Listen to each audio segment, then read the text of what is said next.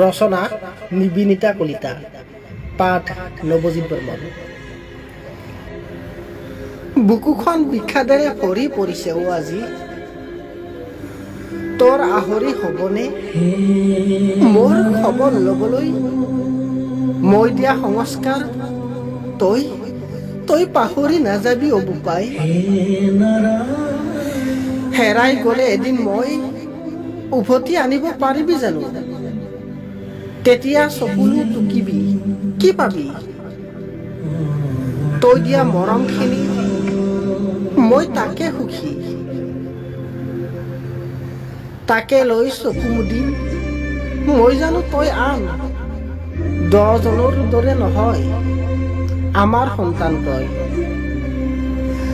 যাৰ আঙুলিত ধৰি আগবাঢ়ি গৈছিলি, ফুল পথৰ পথিক আজিলৈ হোৱা নাই তই। এই বিশ্বাস আৰু সংস্কাৰ পাহৰি নাযাবি অ বোপাই। তথাপিও কৈছো, আহৰি পালে আহিবি, মোৰ বিশ্বাস নাভাঙিবি অ বোপাই। ধন্যবাদ।